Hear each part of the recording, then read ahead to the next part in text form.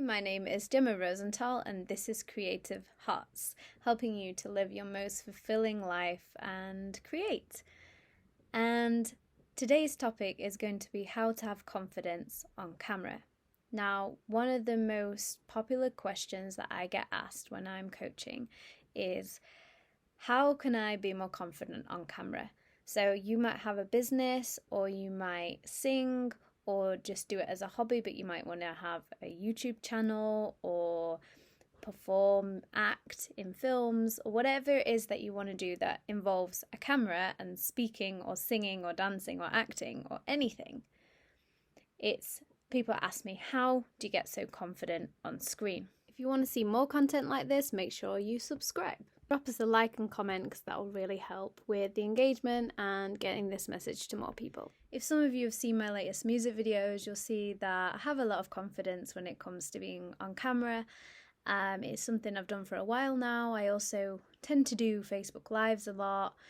I've managed to find a way to feel confident on screen, whether I'm wearing makeup, I'm not wearing makeup at the minute, or whether I'm just, whether I've done my hair, whether I've done whatever, I just can get on a camera, I can speak and sing, dance, do whatever, and it just feels good, So I wanted to share how I got to that point, because it doesn't just happen like that. Although, actually, thinking back to when I was younger, I was always quite confident on camera. I had a camcorder when I was younger, and me and my sister would do videos, me and my friends would do videos. So it is something that I had a lot of experience with as a young child. Now, normally children don't feel as anxious. Some children do feel anxious on screen, but a lot of the time children don't care because they're just being themselves. They're just, being happy. So play. That's one of the things, is to just play, experiment, try things out. So number one is to try things out. Give it a go and don't worry about it being perfect. I have a video on overcoming perfectionism, so I'll drop the links below. So I remember a time when I didn't used to do Facebook Lives. I didn't used to put videos out on social media. I think I was just writing things, little expressions, but I didn't used to do videos. And I was doing videos at home, as in I was taking hundreds of videos of me singing, speaking, dancing, but I didn't put any of them online. Now, why is this? Why do we sometimes film ourselves, but then we don't share it? Now, for me, I know that I never felt it was good enough. Now, it wasn't that I didn't feel that my work was good enough. It was more about the quality of the camera or the lighting or the sound. And I would let these things stop me from putting things online. And then I remember people just said to me well, show your process, share little bits. It doesn't matter if it's not, the lighting's not perfect or the camera, just give it a go. So one of the things you can do is you can update those things if you want to make it look better. But when you're first starting out, it doesn't actually matter. You just give it a go. So I just realised as I was watching back what I've just put as number 2, which I'll now put as number 3, is that I've missed a step. So the second step is to work on your skills. So if you are wanting to sing or speak, I would recommend working with a coach. Now, the reason why, not just because I'm a coach, but because working with someone else on your speaking, on your singing, on dancing, acting, whatever it is, will help you to gain the confidence that you know what you're doing. So for me, I trained for 3 years at professional college. So we did acting, singing, dancing every single day for about 6 hours. So I did that for 3 years. I also did a 2-year acting course. So I've done 2 years acting, 3 years of dancing, singing, acting. And then after that, I've continued my professional development in training in life coaching and Reiki. So I know now I've got that confidence that I've had enough experience to just be on camera and I'm okay. But the thing is, even if you haven't got the time to do 5, 6, 7 years of training, it's good to work with a coach. Maybe just do a few months or maybe a year, a couple of years. Continue your development as an artist, as a speaker, as a business person, whatever it is that you're wanting to use video for. The reason why working with a coach will help you is that they can see things that you can't see. So, for example, if I'm looking at someone speaking, I can see, okay, wait a minute, they're moving their feet a lot. They're kind of, obviously, I'm not standing up right now, but let's say, somebody was giving a talk and it might be that you're kind of moving a bit, so that's stopping the voice from flowing in the best way it can. Maybe it's that there's something going on when you're kind of all caught up in the throat and you're putting your shoulders up and maybe you talk like this and it's not really coming out properly, or maybe you're putting your eyes down and then that's not really engaging properly with the camera, and just like, I suppose, all these things. I'm acting out so I can show you.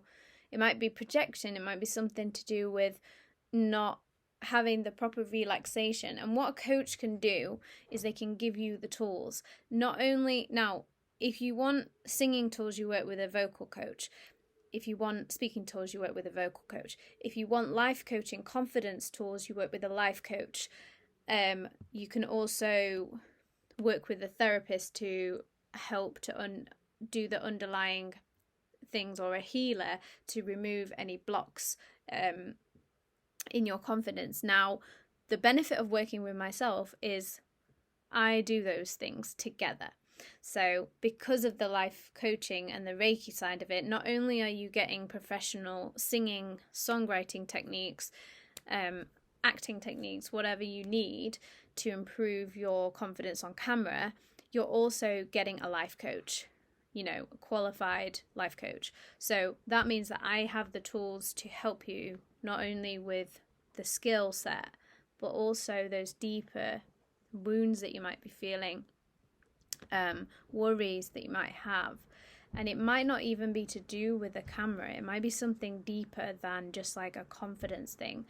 It might be that somebody told you in your childhood that you weren't very good, like you looked funny or you sounded weird. Like, these are the sort of things that we can go deeper into if you have a session with myself, which you can have a chat with me for free about if you're interested in having sessions with me. Just reach out. I can send you the details and we can chat about how we can work forward and help you to get your goals met so that you can have confidence on screen. So these things combined is what allows me to do the work that I do. That's why when you see me on stage or when you see me on the screen, that's where the confidence comes, because I've done the training. So I've worked on those trainings. So that's step number 2. How do I overcome, after I've given it a go, how do I actually overcome that thing of actually putting it out there? So the fear, facing the fear. And this is something, so for example, when I first put my first videos on Instagram, I realised I wasn't getting a lot of likes. I wasn't getting a lot of engagement. The quality wasn't very good. Perhaps it didn't sound how I wanted to, but it was my song. So it's something that was really sacred to me and special. And I got really upset, that I wasn't getting the feedback. And I thought, there was something wrong with me. But then somebody said to me, I really enjoy it when your videos pop up and you're singing. And I remember thinking, oh, so maybe it is having an impact. Maybe people are resonating. And the same sort of thing, actually, no, I think when I did my first live, I remember I was doing a course with one of the Mind Valley teachers called Lisa Nichols. She's also been on The Secret. So Lisa Nichols does a course called Speak and Inspire. So I was doing this course called Speak and Inspire, and I was going live, but I accidentally went live on my normal page when I meant to go live on the page of Speak and Inspire, so that we were supposed to give each other feedback. But I realised I was going live on my actual page. Then I thought, hang on, why am I not doing this? Why am I not going live on my page? So I realised that actually I'd had the fear of going live because there's that immediacy to it. There's that, like, you know, if you mess up, it's already there, it's out there. But then I realised that actually I was getting feedback from people who would comment as I was doing the live, and that it felt really good because I was connecting with people and I was able to read the comments, feedback, answer questions, and it was a much more personal way of doing a video than just recording it. So that was something I learned, is to get over the fear was just a mistake, basically. So I ended up doing it and then realised actually it's not that scary, and to just give it a go. So that is the main message, is to give it a go. But I suppose the second thing is to not think that the first times you try it is the end. You know, it doesn't actually show the engagement that you're going to get further on down the line. You have to trust that things are going to come. The more you do it, the more you practice, the better you'll get at it, the more confident you'll get at it, and also the more feedback you will get from people, the more you engage with others. So like I said, by doing lives, I could then engage with people and comment, give feedback, answer questions, and that way you're more likely to get more engagement, you know, as you practice doing it. Just put my hair up. I hope these tips have been helpful for you, and if you've got any other questions, I understand that one of the things that maybe I know when I mentioned about training, working with a coach, I know a lot of people, their first thought is money. But what I want to say about that is anyone who gets good at a skill has spent money on, most likely, they've either spent money or they've been given an opportunity by someone they know to work on their skills. And these things do cost.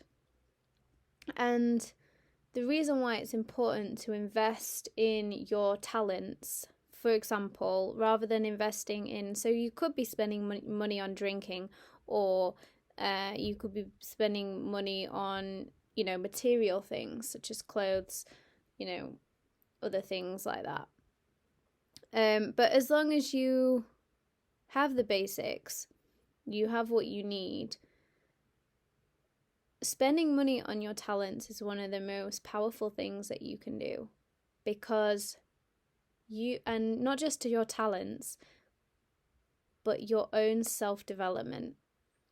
Because when you invest in yourself, it's like you're sending a message to the universe that you matter, that your talents are worthy of this investment. So if you hear what I'm saying now, again, it means like it may be that you can afford to do a little bit, a lot, whatever you can afford. I'm not saying you should, you know, spend all your money on courses. That's pretty much what I did. But like, I'm just saying, I mean, this is my, you know, my calling. But what I mean is, if you hear a calling, if you have a calling and you hear this message and you want to work with me, reach out.